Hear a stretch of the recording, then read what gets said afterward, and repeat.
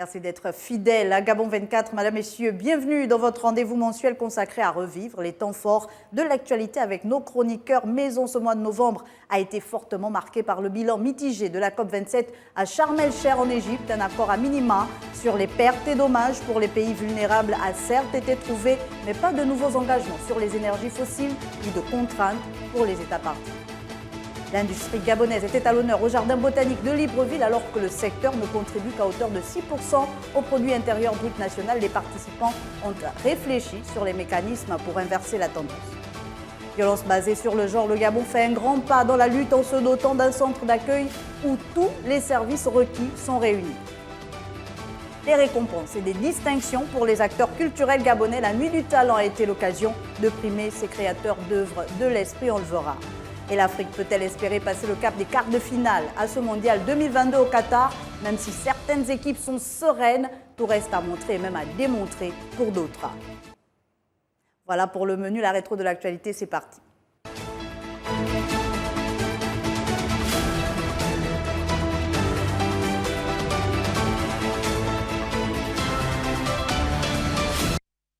L'actualité politique toujours aussi dense. De Djerba en Tunisie à Sharm el-Sheikh en Égypte, Ali Bongo Ondimba, le président gabonais, a pris respectivement part au sommet de la francophonie à la COP27. Et alors que Teodoro Obiangema Bazogo valide son 6e ticket à la tête de la Guinée équatoriale, le Gabon est lui contraint d'annuler les législatives partielles dans le premier siège du département de Loglu à Mimongo pour cause d'irrégularité constatée par la Cour constitutionnelle. On regarde et on se retrouve juste derrière. La Cour constitutionnelle a estimé que les irrégularités constatées par les candidats de l'opposition étaient fondées. Charles Sadier, le candidat du Parti démocratique gabonais PDG, donné victorieux, va donc devoir repartir aux urnes. Il y affrontera à nouveau Andrea Ghislaine Bigou du Parti social-démocrate PSD et le candidat du Parti du Rassemblement Héritage et Modernité. Après l'annonce des résultats par le Centre gabonais des élections, CGE, qui donnait la victoire au candidat investi par le PDG avec 55,50%, le président du PSD disait ne pas exclure l'éventualité de déposer devant la haute juridiction un recours en annulation de l'élection au premier siège du département de Logulu, à Mimongo, lors d'une conférence de presse animée le 28 octobre dernier. Chose qu'il a finalement faite. L'inaccessibilité pour mauvais état du réseau routier de certaines localités dans le département de Logulu, notamment dans le Haut-Bikobi, n'ayant pas permis au bureau local du CGE de s'y rendre pour s'imprégner du déroulement du scrutin, l'usage d'un véhicule administratif par un cadre du PDG pendant la campagne aux côtés du candidat du parti au pouvoir et le transport des urnes par un véhicule conduit par le suppléant du candidat du PDG en direction du Haut-Bikobi ont été, entre autres, les éléments qui ont amené le PSD à saisir la Cour constitutionnelle. Par ailleurs, Santurel Ngoma Madungu et l'indépendant Alain Bruno Bissello ont aussi déposé un recours en annulation pour remettre en cause l'élection du PDG. Les avocats qui étaient tenus de nous défendre n'ont rien fourni dans le fond pour leur plaidoyer. Nous avons écrit le recours sur la forme, sur la base de l'ancienne loi, oubliant que celle-ci a été modifiée, donnant lieu à une nouvelle loi. Cette nouvelle loi en vigueur dit que la défense doit écrire le recours à la place du requérant.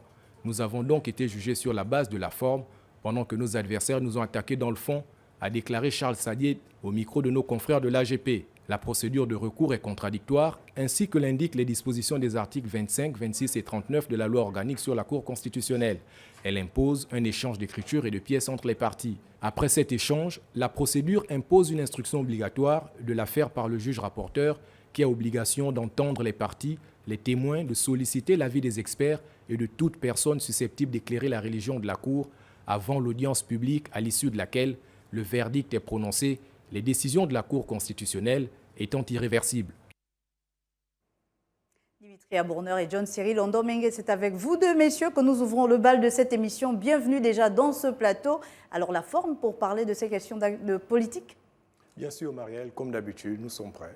Vous êtes toujours d'attaque, c'est bien, messieurs. Il faudra repartir aux urnes. On l'a vu dans le reportage de Dimitri. Pour le premier siège du département de Logulu, c'est à Mimongo, dans le sud du Gabon, je le précisais. Dimitri, est-ce que vous pouvez revenir sur les motifs, certainement, de l'annulation de cette élection là-bas? Bien sûr, Marielle, il faut dire que c'est cela la démocratie participative. On a annoncé en grande pompe la victoire donc, du Parti démocratique gabonais qui avait fait un raz-de-marée sur ces élections législatives partielles. Les 3 sièges qu'il y avait à pourvoir. Et donc, dans le premier siège du département de Logulu, à Mimongo, il y a eu une contestation de la part donc, du PSD, du Pierre Claver Maranga Moussavou, qui a remis en cause donc l'élection, la victoire de Charles Sadié, qui avait été donné vainqueur avec 55% de voix. Alors quels sont les faits? Les faits, sur place, sur le terrain, il s'est posé un problème de transport des urnes. En fait, il faut comprendre que l'accès à cette localité étant difficile, le suppléant du candidat PDG a donc transporter un certain nombre d'urnes pour faciliter le travail des agents du centre quand même gabonais, invraisemblable, Dimitri, du centre gabonais des élections. Oui. Et donc, les adversaires de Charles Sadié, n'ayant pas pu se rendre dans certains bureaux de vote dans ces différentes localités, ils ont donc porté un recours auprès de la Cour constitutionnelle et finalement la Cour constitutionnelle leur a donné raison, comme disait le reportage, sur le fond plutôt que sur la forme. Recours tout à fait légitime, d'ailleurs en tout état de cause. Et au regard des dispositions légales en vigueur, le collège électoral sera convoqué, je vais citer la Cour, dans un délai de 2 à 4 mois à compter de la date de la décision d'annulation. Il faudra réorganiser, messieurs, les partiels pour ce siège de Mimongo pour le premier siège de Logulu, du département de Logulu, alors que le pays s'apprête à vivre en 2023 une année assez dense en élection, puisque nous aurons les locales, les législatives, la présidentielle. Est-ce que finalement, repartir aux urnes pour ce siège de Logulu, John Cyril, pourra-t-il être possible? Naturellement, cela pourra être possible si toutes les conditions sont réunies, conditions sur le plan constitutionnel, parce que vous l'avez soulevé tout à l'heure, le bureau actuel du CGE est caduc, oui. Il faut le renouveler. Alors, cela soulève d'abord toute la problématique relative à la logistique lorsqu'il s'agit de cet organe en charge de l'organisation des élections au Gabon. Parce que si pour une petite élection, petite par sa taille, parce que c'est des partiels, oui. N'arrive pas à assurer sur le plan logistique et qu'on en arrive à déposer des recours auprès de la Cour constitutionnelle et ces recours sont validés et on assiste à l'annulation de l'élection de la victoire du candidat PDG, c'est le moment ou jamais où il faut se ressaisir pour que les vraies problématiques soient posées sur la table. Parce que si on doit aborder les élections générales de 2023 3 élections avec locales, législatives et présidentielles avec ce genre de paradoxe, j'ai envie de dire, parce que quand même, manquer de moyens techniques pour le transport des urnes, c'est à la limite invraisemblable en fait, on ne comprend pas. Bien sûr, et vous avez tout à fait raison, parce que les moyens matériels, je veux dire, en parlant des urnes oui. Ou en parlant des moyens roulants, je pense que ce sont des éléments qui sont inscrits dans le budget de l'État pour pouvoir le mettre à la disposition du bureau du Centre gabonais des élections. Mais on n'est pas sans ignorer également le désenclavement de l'intérieur du pays. C'est également cela qui peut poser problème et donc les pouvoirs publics sont appelés à réagir et réagir très vite et pour emboîter le pas justement à la caducité dont faisait état tout à l'heure John Cyril oui. Sur le bureau du CGE.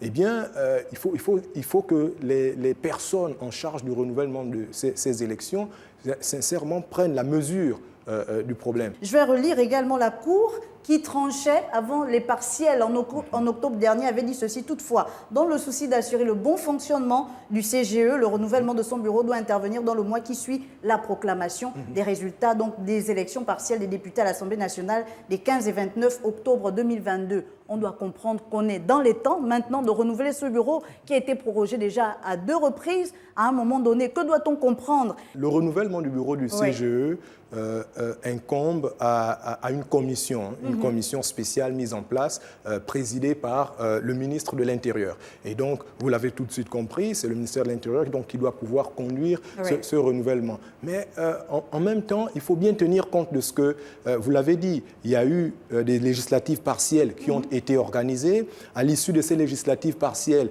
il y a eu une contestation auprès de la Cour constitutionnelle. La Cour constitutionnelle a donc invalidé une élection, la question se pose tout de suite. Est-ce qu'il serait opportun de réorganiser cette élection partielle ou bien il faudrait se projeter directement vers les élections générales? Oui. Donc vous comprenez également que là-dessus, on pense que les gouvernants sont sur ces questions-là. Des questions en train de peser le pour et le contre. John Cyril, à l'approche de ces joutes électorales de 2023 avec la caducité que l'on connaît au bureau actuel du CGE, comment on envisage l'avenir sereinement? Bon, je vais d'abord rebondir sur ce que Dimitri vient de dire. On ne pourrait pas directement aller à 2023 parce qu'il faut que ce siège-là soit pourvu. Donc, il est de la responsabilité du gouvernement de la République de mettre tout en œuvre pour que ces élections se tiennent. Ça, c'est d'une part. D'autre part, le gouvernement doit prendre ses responsabilités, pour ne pas me répéter, pour que le bureau du CGE soit renouvelé, pour que, en allant en 2023, nous ayons tous les leviers, qu'ils soient juridiques ou logistiques, pour mieux aborder 2023. En tout cas, nous aurons encore le mois de décembre pour observer ces faits-là. Messieurs, je vous propose de nous envoler pour l'Égypte. On sort de la COP27 avec un fonds pour les pertes et dommages. Est-ce que vous qui avez pris part à la semaine du climat à Libreville, semaine qui consistait à préparer cette 27e COP des parties sur le climat, est-ce que finalement ce fonds, cette recommandation, cette conclusion est assez suffisante pour l'Afrique notamment? Marielle, disons que si on écoute le secrétaire général adjoint de l'ONU Climat qui dit que cette résolution fait avancer d'un modeste pas, mais au moins c'est quand même une avancée parce que depuis un certain nombre d'années, il y a des sommets qui sont organisés. On est aujourd'hui, on vient d'achever la COP 27, on va vers la COP 28 et les pays les plus impactés par le changement climatique, on l'entend réclamer donc ces financements, cet accompagnement des États pollueurs pour pouvoir justement faire face aux effets du changement climatique. La décision a été prise à Sharm el-Sheikh en Égypte, à cette COP 27.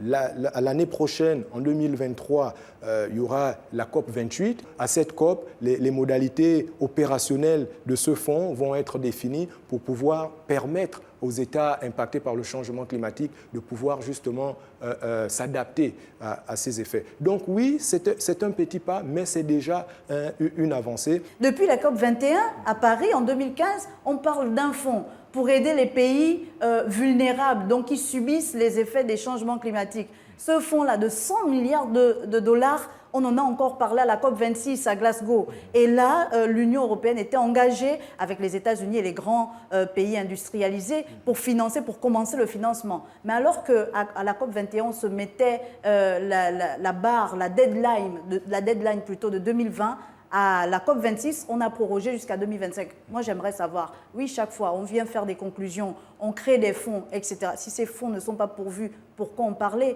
Est-ce que finalement, c'est véritablement une avancée que d'avoir mis en place ce fonds, John Cyril? Une avancée peut-être d'avoir mis sur pied un fonds, mais la problématique reste entière. Oui. Vous venez de le soulever tout à l'heure, quels sont les mécanismes de financement? Ces mécanismes ne sont pas encore clairs. Lorsqu'on revient sur les 100 milliards qui ont été promis, ils n'ont jamais été atteints jusque-là. Et c'est le moment pour les pays africains de se saisir de la problématique et se prendre en responsable et comprendre qu'on ne peut pas aborder la question du changement climatique en s'appuyant sur des promesses. Il faut que les gouvernants, j'insiste, prennent leurs responsabilités et développent des politiques intérieures adaptées. On espère avoir des conclusions plus concrètes à la COP28. Messieurs, je vous propose de quitter l'Égypte pour la Tunisie. On reste au Maghreb. Nous sommes en route vers une francophonie de l'avenir, modernisée, beaucoup plus pertinente. Ce sont là les propos de Louise Mushikiwabo, vous la connaissez, la secrétaire générale de la francophonie réélue, j'y arrive par ailleurs, à ce sommet de Djerba. Par rapport aux enjeux de l'heure, j'entends les enjeux géopolitiques, économiques, comment la francophonie peut se positionner ou peut-être se repositionner? Alors, surtout se repositionner parce qu'elle est en quelque sorte en perte de vitesse. Ce n'est pas parce que le nombre de personnes qui parlent le français a augmenté. Donc la francophonie qui fait face à une espèce de challenge, c'est celle justement de la géopolitique et de la géostratégie. Aujourd'hui, vous l'avez vu, les États comme le Togo, les pays comme le Togo et le Gabon, qui sont dans la francophonie, et qui sont également membres du Commonwealth, de mettre d'autres pieds dans le Commonwealth. Ça veut dire que ces pays ont compris qu'il faut diversifier les partenaires. Et s'il faut aller dans le Commonwealth pour la diversification des partenaires, on va le faire, ce qui n'exclut pas qu'on reste dans la francophonie. Donc cette francophonie, j'ai envie de dire, qui subit aussi une espèce d'affront dans le Sahel, avec le sentiment anti-français qui va grandissant, cela justifie le fait que cette francophonie doit se réinventer, elle doit surtout s'adapter au nouvel environnement, aux enjeux de l'heure. Et aux enjeux de l'heure, justement. Alors, Dimitri, rapidement, on va aller en Guinée équatoriale. Certes, la francophonie, c'est intéressant. On a vu également là le numéro 1 gabonais prendre part à ce sommet de Djerba. Mais en Guinée équatoriale, là-bas, c'est Théodore Obiang Nguema Zogo qui a rempilé pour un 6e mandat à la tête de la Guinée équatoriale. Votre lecture, simplement? Oui, mais une lecture toute simple. On comprend que la compétition électorale, elle est ouverte. Elle est ouverte à tous et d'aucuns voient souvent d'un mauvais œil la multiplication des mandats. Certains appellent d'ailleurs à la limitation des mandats pour faire respirer la démocratie. Mais toujours est-il que la démocratie a ses règles et ce sont les règles du jeu. Le président Obiang Nguema Zogo a mené un certain nombre d'investissements dans son pays important, la construction de certaines infrastructures routières, la construction de certains logements, toutes choses qui confortent ses concitoyens dans le fait qu'il serait finalement leur guide éclairé. Et donc, les résultats de cette élection présidentielle le démontrent à suffisance. 98% de participation, c'est l'ensemble des citoyens. Pour un résultat de 94,4% c'est fort. D'aucuns peuvent interpréter également ce résultat différemment en pensant que les règles du jeu seraient viciées, mais toujours est-il que, vous le savez, la démocratie, c'est cela. Merci messieurs. Fin de cette partie consacrée à l'actualité politique et diplomatique. Je vous propose de parler d'économie cette fois, toujours avec vous deux, avec un fait majeur qui a retenu notre attention, les journées de l'industriel, auxquelles vous avez d'ailleurs pris part durant 3 jours. Le savoir-faire industriel gabonais était donc exposé, le thème autour duquel était organisé l'événement, ancrer le Gabon sur la voie du développement industriel inclusif et durable. Regardez. Créer de l'emploi avec des entreprises de transformation locale à accélérer au Gabon, c'est l'une des politiques du gouvernement bien comprise par certaines entreprises privées dans le pays. De la fabrication de mousse dure à celle des vitres, pour ne citer que celle-là, la machine est bel et bien lancée. Nous sommes les seuls producteurs d'éponges de cuisine ici au Gabon. On fait des matelas de haute qualité. Donc en fait, l'idée derrière l'ouverture de l'usine Famoga, c'est de remplacer les matelas importés par des matelas fabriqués ici au Gabon avec des mains gabonaises. Depuis 2016 jusqu'en 2022, je crois qu'on a innové et développé plusieurs services au Gabon en prenant en considération les demandes du marché gabonais, que ce soit pour le secteur privé ou pour le secteur public. On a réalisé quand même qu'il y avait beaucoup de produits finis qui étaient importés avant notre existence. Et l'avantage, c'est qu'on a pu développer selon les normes. Vu le fait qu'on est en train de transformer nos produits ici au Gabon, j'insiste en fait que le rapport qualité-prix il est très bien étudié. Maintenant au niveau du vitrage, l'avantage sûrement il est économique, mais en plus de ça je peux vous ajouter c'est que la transformation de ce vitrage qui se passe en fait ne nécessite pas un coût très élevé dans la vente du produit fini. en termes de ratio avec les qualités et les spécificités techniques que ce vitrage peut donner. Je vous donne l'exemple du vitrage trempé ou du vitrage feuilleté en fait qu'on transforme ici sur place. C'est un vitrage qui est 10 fois plus solide, qui respecte des normes de sécurité et qui n'est pas vraiment beaucoup plus cher que le vitrage normal. Outre la transformation locale, cette politique de l'industrialisation du pays prône aussi le transfert de compétences pour les besoins de la main-d'œuvre locale. Le Gabon enregistre de plus en plus de PME qui enrichissent son secteur industriel.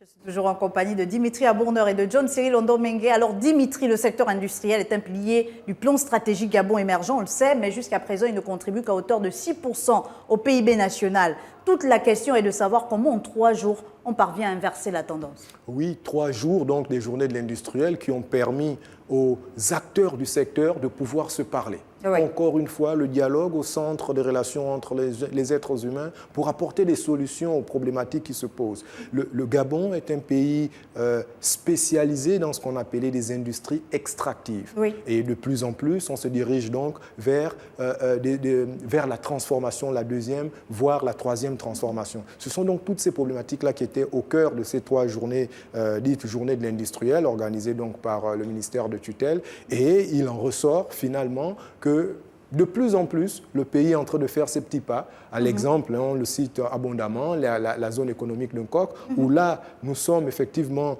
dans l'industrie forestière. À l'époque, on exportait les grumes et depuis, vous le savez, depuis l'accession à la magistrature suprême du chef de l'État, on a stoppé l'exportation de grumes, on est passé à la transformation, la première transformation, puis la deuxième transformation. Oui. Donc, de plus en plus, il était question de voir comment orienter cette industrie vers une troisième transformation créatrice de plus de valeur ajoutée. Et donc, à côté de l'industrie forestière, il y a également d'autres industries. Comme je le disais, on est dans l'industrie extractive. Il y a l'industrie pétrolière, il y a l'industrie pétrolière et gazière, il y a également l'industrie, l'industrie agroalimentaire. Donc, la question était de savoir comment faire en sorte que ces différents secteurs d'activité soient pourvoyeurs de plus de valeur ajoutée. Et l'une des solutions qui est ressortie de ces différentes discussions de haut niveau, c'est d'organiser finalement l'économie gabonaise en filières. Organiser les filières et faire en sorte que les acteurs des différentes filières se mettent ensemble, se parlent pour apporter justement de plus en plus de solutions. Par exemple, des PME qui font dans le même secteur peuvent se mettre ensemble. Oui, pourquoi pas. Par exemple, et on le voit à Nkok avec un cluster qui a été mis en place pour ces PME-là. Très bien, Dimitri. Alors, John Cyril, les industriels, on le sait, sont confrontés à plusieurs difficultés. On peut parler de la surtaxe, des procédures qui sont assez lourdes pour le dédouanement de certains entrants. Est-ce qu'il y a eu un engagement réel de l'État au sortir de ces 3 journées pour des solutions à court terme? Bien évidemment, il y a eu des engagements, mais la responsabilité première que l'État a mise sur la table consistait à redéfinir ce qu'on entendait par industrie. Parce que le ministre est revenu là-dessus à plusieurs reprises avec les experts qui ont apporté leur contribution pour faire comprendre aux industriels qu'il s'agit désormais d'un écosystème. Il ne s'agit plus de faire cavalier seul, comme Dimitri le disait tout à l'heure. Il ne s'agit plus de se limiter à l'industrie extractive, mais il s'agit de mobiliser toutes les ressources, de mobiliser tous les secteurs pour qu'on parvienne à ce qu'ils ont appelé la stratégie globale. Cette stratégie globale fait en sorte qu'il y ait des infrastructures qui soient construites en amont, des infrastructures routières, des infrastructures de toute nature. Oui. Voilà les engagements qui ont été pris lors de ces journées de l'industriel. On a assisté à la mobilisation de tous les secteurs, comme je le disais. Vous avez vu la présence d'Henri-Claude Oyima, banquier qui était là pour représenter le patronat. Il y avait des stands qui sont dans les BTP, il y avait des stands qui sont dans la formation, il y avait des stands qui ont représenté l'administration. Donc, il s'est agi d'un écosystème assez global pour que les industriels qui veulent commencer leur activité, Oui. sachent exactement sur quelle porte il faut cogner pour tel ou tel service, pour que la mise sur pied d'une industrie au Gabon ne soit plus le chemin de croix qu'on a souvent connu. Et l'exemple patent, c'était celui du stand de la zone économique spéciale d'un COG qui a présenté son guichet unique Oui. qui comporte pas moins de 23 administrations. Oui, il serait temps peut-être qu'on arrive à cela pour le secteur industriel de façon générale, pour Exactement. qu'on ait pu avoir affaire à la douane, ici, là-bas, pour telle autre administration, qu'on ait un guichet unique qui rassemble un peu tout ça. Exactement, c'est ce que je disais, Oui. que ces stands étaient là pour interchanger, Oui. pour avancer ensemble et pour renforcer le tissu économique, le tissu industriel, pour que finalement nous parvenions à dépasser les fameux 6%. Les Tout à fameux fait. 6%, Justement, peut-être oui, un Dimitri. dernier mot, ne pas oublier également Allez-y. l'accroissement du marché. Vous savez que nous sommes dans une sous-région dynamique. Très et dynamique. donc, il est également important que de plus en plus, on renforce l'intégration sous-régionale pour permettre justement aux économies de nos pays de pouvoir être prospères. C'est très intéressant, messieurs, et merci à vous parce que c'est déjà terminé. Merci pour votre disponibilité. C'est surtout un plaisir de refermer cette première partie avec vous. Société, culture et sport constitueront donc la trame de la deuxième partie. Ne zappez pas, la rétro de l'actualité revient.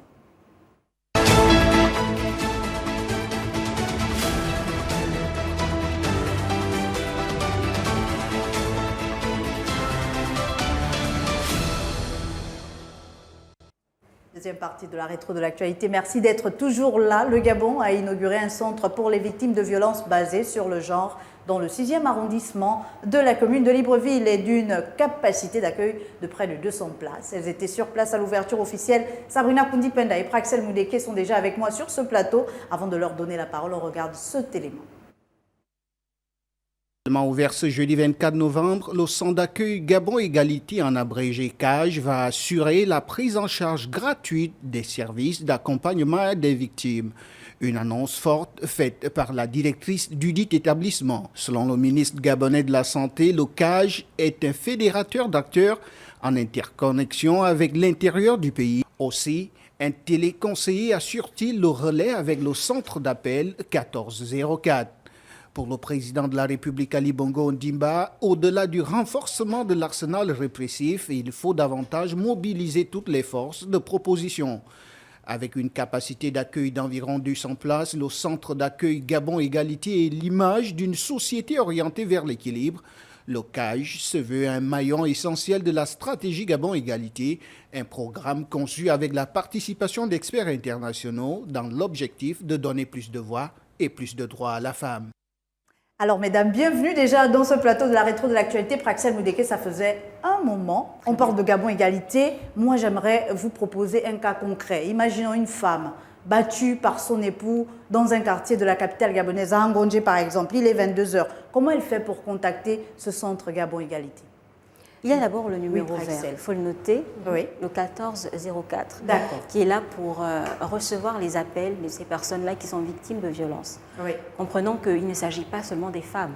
C'est un centre qui va accueillir et les hommes et les femmes battues. Oui. Donc, il faudra d'abord appeler le numéro. Si toutefois c'est un cas d'urgence, il faut forcément que la personne se déplace. Eh bien, il faudra que cette dame se déplace auprès du centre, qui est à Nzengayong.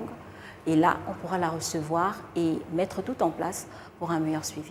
Alors, Sabrina, oui, allez-y. Marielle Praxel a dit quelque chose de très important. Oui. Ce n'est pas un centre où seront accueillies seulement les femmes victimes de violences. Oui. C'est un centre qui accueillera les personnes victimes de violences basées sur le genre. Et les enfants Et les également. enfants Alors, victimes de pour cette dame d'harcèlement. qui vient d'Angondje, elle finit par arriver au centre Gabon Égalité, on se rend compte qu'elle a des hématomes.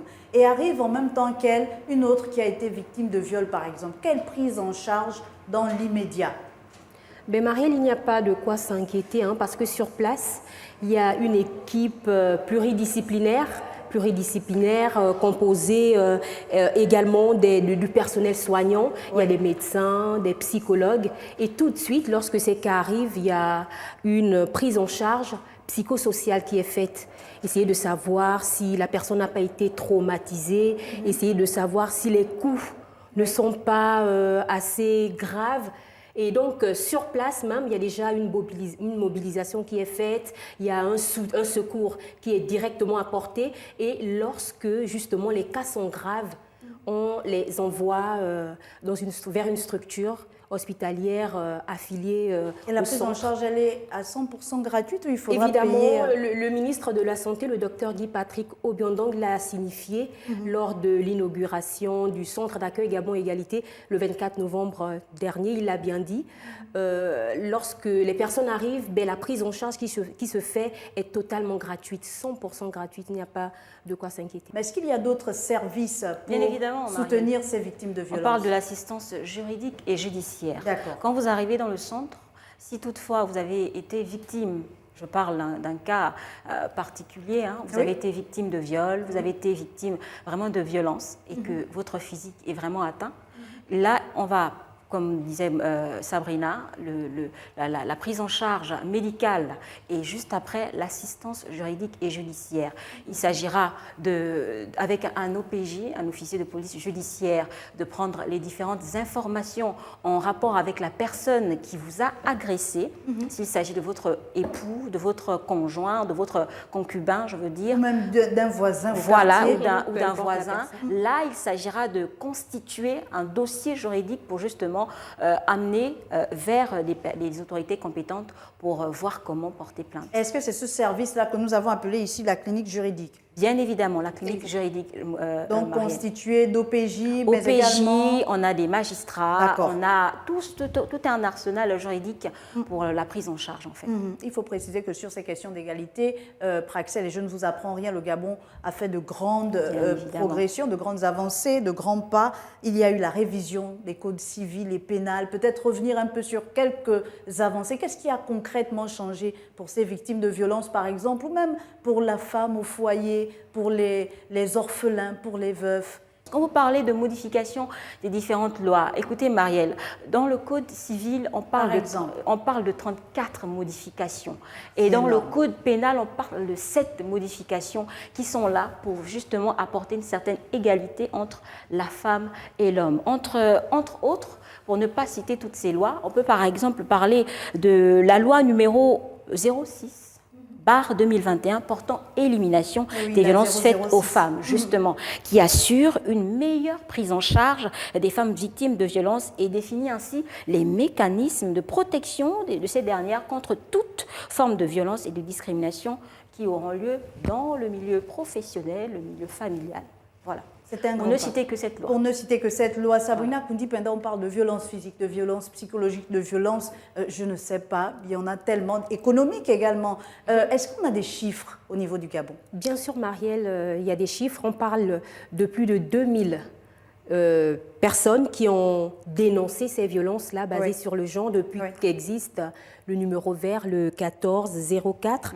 Je vais quand même me permettre de lire ces chiffres. Donc, plus de 2683 dénonciations faites, des dénonciations de violences basées sur le genre, avec 95% des femmes, 5% d'hommes. Donc, vous voyez que les chiffres parlent d'eux-mêmes. C'est vrai que ces violences basées sur le genre concernent et les hommes, et les femmes, sont plus impliqués, plus impactés.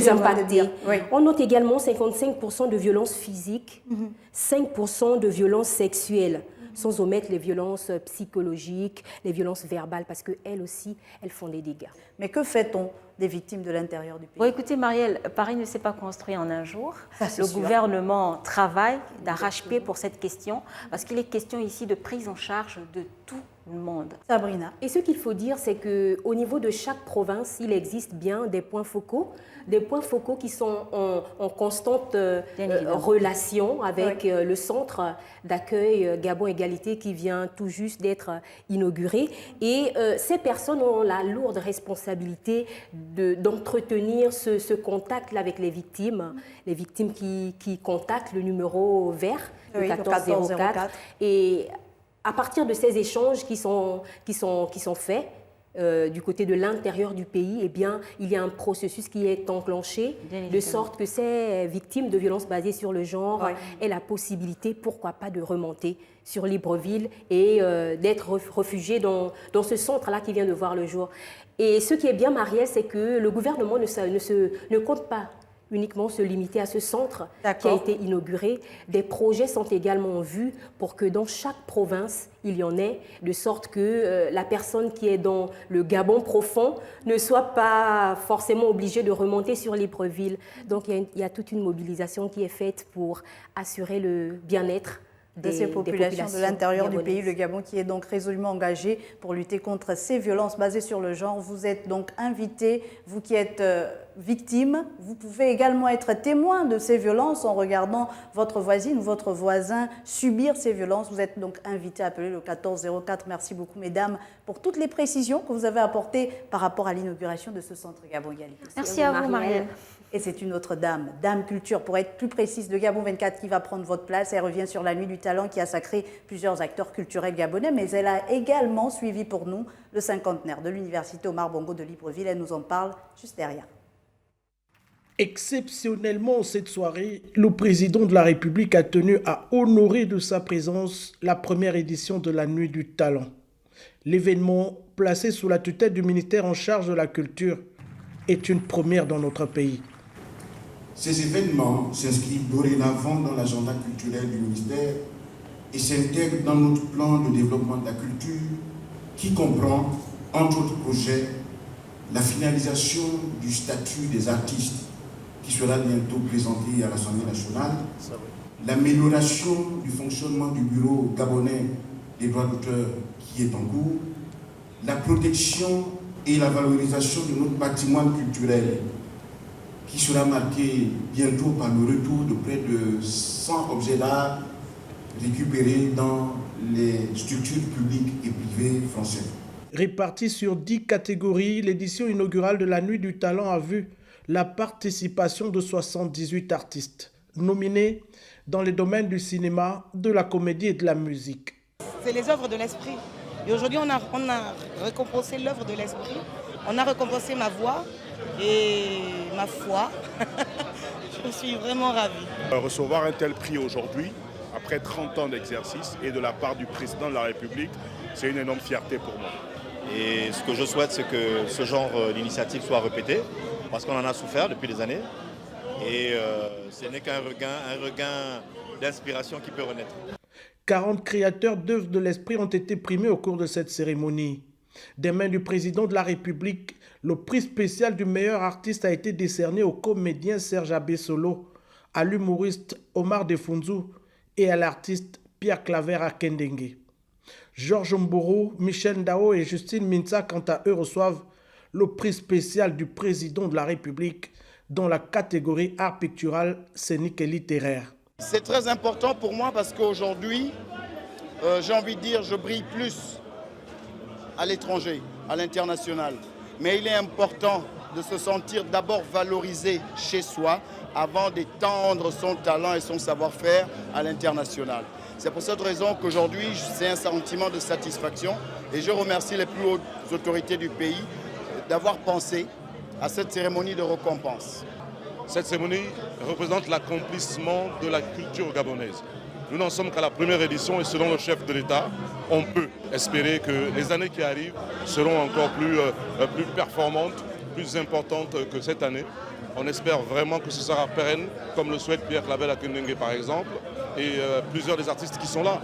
Cette initiative a pour but de valoriser, de récompenser et d'encourager les artistes nationaux, avec un accent particulier cette année sur ceux qui se sont distingués durant la crise sanitaire du Covid-19. Aujourd'hui, pour tous ici, l'espoir de revivre la prochaine fois ces instants uniques est perceptible. Une lueur d'espoir que ces images et cette photo de famille ont permis de graver en lettres d'or dans les annales de la culture gabonaise, en attendant l'édition prochaine de la Nuit du Talent. C'est un plaisir, David Obola, puisqu'on sait que des artistes, lors de cette Nuit du Talent, ont été primés et de toute génération. Pierre Claver Akendengue, Papenzengue, Justin Jas, Magenta, mais même Chambre à louer. Donc les dernières générations On a envie de dire, pour les plus anciens, tout vient à point, à qui c'est attendre. Ah oui, tout vient à point, à qui c'est attendre, c'est vraiment l'expression qu'il faut utiliser parce que justement, à cette célébration de la nuit du talent, presque tous les artistes ont été récompensés, qu'il s'agisse des anciens noms de la culture. Lorsqu'on parle par exemple de Pape Nziengi, on l'a vu en image, Pape Nziengi a été récompensé pour sa persévérance dans la valorisation de la culture gabonaise, parce qu'il faut quand même dire que lorsqu'on parle de la culture gabonaise au Gabon, Pape Nziengi en lui seul, il représente, il valorise la culture gabonaise au niveau national et à l'extérieur du pays également. Cette première édition, ce sont des acteurs culturels qui ont été primés pour leur détermination et leur engagement à valoriser davantage la culture gabonaise, particulièrement pendant la période Covid-19. Et on a remarqué pendant cette période, ce sont les artistes musiciens particulièrement qui ont été durement touchés, ce qui fait que lors de cette nuit du talent, il y a eu plusieurs catégories, plusieurs artistes musiciens ont été primés simplement parce que... de pouce, redonner de l'espoir pour redonner de l'espoir à ces artistes et susciter également des vocations. Pourquoi pas? Parce que lorsqu'on regarde la nuit des talents, beaucoup se disent « Ah oui, bon, également, je vais désormais être artiste. » Est-ce qu'il y a d'autres rendez-vous culturels qui nous attendent? On l'a vu en image, le président a tenu à être là parce qu'il croit en la valorisation du patrimoine culturel gabonais. Il croit que ce secteur est porteur dans le domaine économique. Et du coup, il est désormais inscrit comme événement à célébrer chaque année. Donc, c'était la première édition. On aura la deuxième édition et bien d'autres événements. On a d'ailleurs vu, je peux dire que la nuit du talent était la cerise sur le gâteau parce qu'après la période Covid-19, plusieurs événements culturels se sont succédés. On a parlé du show des vacances, on a parlé du Festival national des cultures, la fête de la musique. Tous ces événements, c'était simplement pour davantage faire en sorte que ces acteurs culturels qui se sont sentis à l'écart un temps soit peu pendant la période du justement Covid. Pendant cette période, leur redonner espoir et puis ces événements sont désormais inscrits dans l'agenda culturel national. En tout cas, nous saluons l'engagement des autorités. Quand c'est bien fait, il faut le dire. On a également parlé de célébration d'Avilo Obola du côté de la plus vieille université du Gabon, l'université Omar Bongo. Elle était en or puisqu'elle fêtait, elle célébrait son cinquantenaire. J'ai envie de vous poser la question du bilan, mais en même temps des perspectives.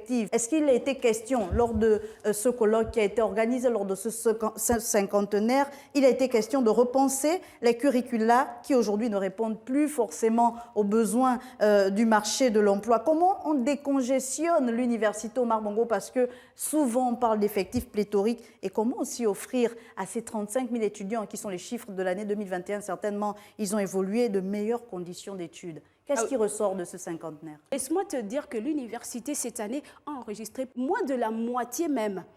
C'est-à-dire que l'université n'intéresse peut-être plus les jeunes étudiants aujourd'hui. Aujourd'hui, on ne parle plus de 35 000 étudiants. On est à près de la moitié. Donc, conscient de ces difficultés, plusieurs recommandations ont été formulées, notamment les obligations semestrielles des services, l'ouverture d'un compte de l'université dans une banque commerciale ou celle relative à la création d'un terminal sol pour l'enseignement supérieur et la recherche. Ce n'est pas tout. On a également comme autre recommandation la redéfinition par une note rectorale des missions des départements, l'harmonisation des procédures et activation du conseil de département. Ce sont entre autres recommandations qui ont été formulées. C'est au conseil rectoral, aux autorités gabonaises justement de prendre ces recommandations et de manière à ce qu'elles soient réalisées. On parle de 2021-2022. 2022 s'achève déjà. Espérons qu'à l'horizon 2023, on ne revient plus sur les recommandations, mais on parle maintenant de la matérialisation de ces recommandations pour une meilleure gestion de l'université Omar Bongo. En tout cas, nous pensons qu'il faut véritablement repenser cette université Omar Bongo qui a formé tant de cadres de ce pays que nous aimons tous, le Gabon. Merci Davila de continuer de suivre pour nous les activités du côté de l'université Omar Bongo et même de l'enseignement supérieur plus généralement, mais également de venir rafraîchir ce plateau de la rétro de l'actualité à chacun de vos passages en nous communiquant votre passion pour la culture. Merci beaucoup. Et nous allons parler de sport pour la boucle. Alors qu'en Turquie, les poulains de Patrice Neveu se sont illustrés de fort belle manière au Mexique. Il s'est plutôt agi d'une déconvenue pour Anthony Oba, mais c'est coéquipier, ou on peut le dire ainsi, mais avec Gaël Mapessi, nous parlerons d'abord de ce mondial qui se dispute actuellement au Qatar et où le Sénégal a été la première équipe africaine à franchir le palier des 8e de finale. Regarde. Les Lions de la Teranga étaient nettement dominateurs de la rencontre face aux Équatoriens, beaucoup plus calmes. Ismaël Assar ouvre le score sur pénalty à la 44e minute et Moïse Kassaïdo égalise en deuxième période lors de la 67e minute. 3 minutes plus tard, Kalidou Koulibaly offre la victoire aux Sénégalais à la 70e minute. Ce succès en marge de la 3e et dernière journée du groupe A permet aux hommes d'Aliou Cissé de ravir leur seconde place, qualificative pour les 8e de finale au Qatar. À noter que les Sénégalais étaient 3e de leur groupe et ils n'avaient pas le choix, ce mardi, pour espérer continuer l'aventure, que de faire tomber cette équipe équatorienne. Avec cette victoire, le Sénégal devient le premier pays africain à se qualifier pour les 8e de finale de cette Coupe du Monde. Kalidou Koulibaly a pour sa part signé son premier but en sélection pour permettre à cette nation d'aller plus loin dans l'aventure. Il faut savoir que l'homme de la soirée est né le 20 juin 1991 à Saint-Dié-des-Vosges, en France. Footballeur international sénégalais, il évolue au poste de défenseur central à Chelsea. Gaël Mapessi, tout fraîchement rentré de Turquie, comment allez-vous? Ça va très bien, Marielle. Le voyage a été très bien, notamment avec la belle prestation des Panthères du Gabon. On aura l'occasion d'en parler. On parle rapidement du mondial avec un Sénégal qui a commencé timidement, vous me prêtez l'expression, certainement orphelin de Mané, pourquoi pas, et qui a su créer au fur et à mesure des matchs la surprise. On voit de plus en plus des Lions de la Teranga, un peu plus sur deux. Mais cette Coupe du Monde, ce n'est pas que le Sénégal. J'aimerais bien qu'on englobe les équipes africaines, puisqu'il y a 5 sélections africaines à ce mondial qui sont coachées par des sélectionneurs africains, un fait certainement inédit. Une première, justement, quand on parle de Coupe du Monde et de ces équipes africaines-là, pour parler d'abord des 5 sélectionneurs africains à la tête des 5 équipes qui représentent le continent à cette Coupe du Monde, c'est inédit, Marel Biogou, et on comprend très bien qu'on n'a pas toujours forcément besoin de ce qui vient d'ailleurs pour pouvoir faire de belles performances. On a vu le Sénégal qui s'est qualifié déjà avec Ali Soussé, qui est un ancien footballeur international sénégalais. On a également le Maroc qui, pour la deuxième fois dans l'histoire de cette Coupe du Monde, est sorti premier de cette poule. Je vous rappelle qu'elle était dans une poule dans laquelle on retrouvait la Croatie, qui était le finaliste malheureux contre la France. Il y a également la Belgique qui est classée 2e nation à FIFA derrière le Brésil, c'est pas rien. Mais le Maroc est sorti de cette poule-là, première. Il faut dire que les équipes africaines amenées par les entraîneurs africains font de bon travail à cette Coupe du Monde. Le Gabon, lui, il n'est pas au Qatar, mais l'équipe nationale était en Turquie, d'où vous revenez, Gaël Mapessi, pour des matchs amicaux. Alors, avec de belles victoires quand même qui ont permis de remonter le moral, on imagine, des poulains de Patrice Neveu. Qu'est-ce qui a fait la force des Panthères? On aimerait savoir la liste des joueurs ou le fait que ce ne soit pas forcément des mastodontes auxquels ils étaient confrontés. On ne va pas insulter les équipes contre lesquelles l'équipe gabonaise a joué. On a quand même la Guinée-Bissau qui est une très belle équipe avec des joueurs qui vont très vite.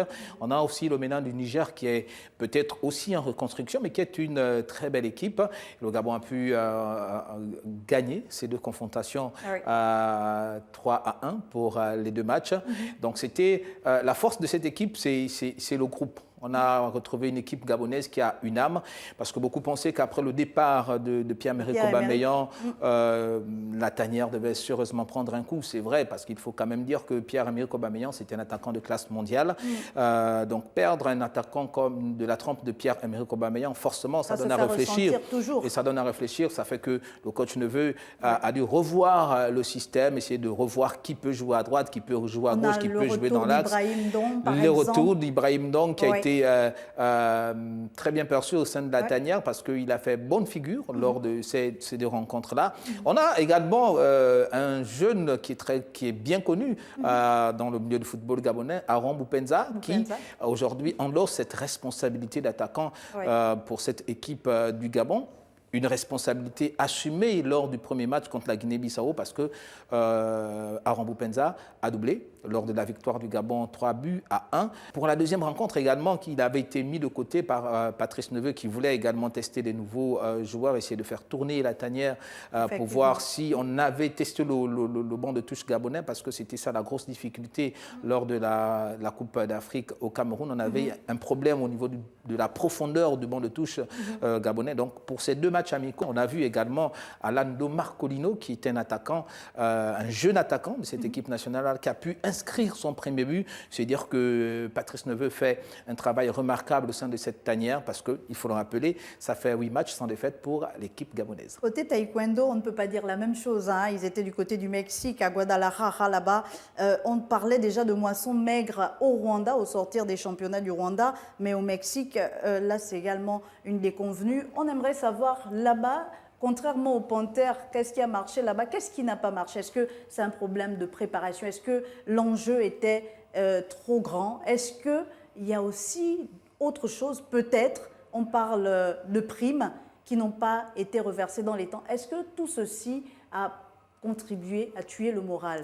Je veux dire non, parce qu'après, il faut dire qu'on comptait principalement sur 3 athlètes, pas que les autres sont allés accompagner ou sont allés pour faire de la figuration, non, mais on comptait principalement sur Anthony Obam, qui est le fer de lance de cette discipline au niveau du Gabon, champion mondial, champion d'Afrique, vice-champion olympique. Donc on comptait excessivement beaucoup sur lui. Et il y a derrière également Mwega Fulgence, sur qui on comptait, qui a fait de belles performances aux différents Open auxquels elle a pris part. Et il y avait également Amar Cissé derrière, qui est le bel espoir de cette discipline au niveau du Gabon. Malheureusement, ces 3 talents gabonais n'ont pas pu. Est-ce que ce sont les primes? Je vais dire non, parce que pour parler du cas d'Anthony Obam, c'est un compétiteur, c'est quelqu'un qui a buté à ce genre de rencontres. Peut-être pour lui, il faut parler de l'âge. Aujourd'hui, il faut peut-être penser à la retraite pour essayer de laisser la place aux jeunes. Pour Mwega, Amar et les autres, il faut peut-être dire, Marel Biogou, il faut qu'on se dise, on parle de la Coupe du Monde. Donc, avec un niveau très relevé, des athlètes de renom. Voilà, mais je pense que la préparation, au niveau de la préparation, je pense que cette équipe s'est quand même bien préparée parce qu'il faut dire qu'avant d'aller au Mexique, l'équipe gabonaise a fait un stage de préparation au Maroc. Et quand on parle du Maroc en termes de taekwondo au niveau africain, mais également mondial, c'est l'une des nations les mieux classées en termes de performance. Donc, ils ont des équipements véritablement performants, des joueurs performants, des athlètes performants. On va pas mettre la faute sur la préparation, mais je pense que c'était peut-être pour beaucoup d'entre eux, ils sont allés apprendre. Il faut le dire. Ils sont allés apprendre. La Coupe du Monde, c'est quand même un très haut niveau.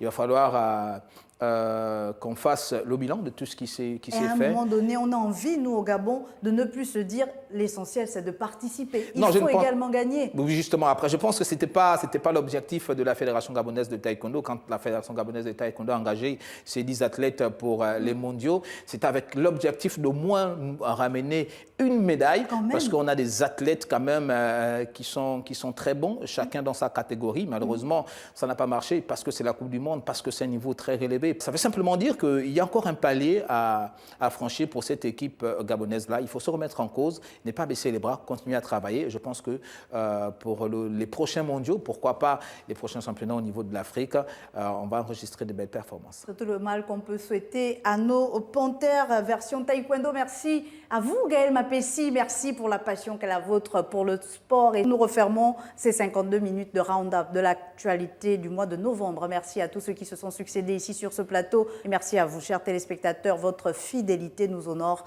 Je vous donne rendez-vous pour la fin de l'année pour plus d'analyses et plus de commentaires sur l'actualité forte de cette année 2022. Au revoir.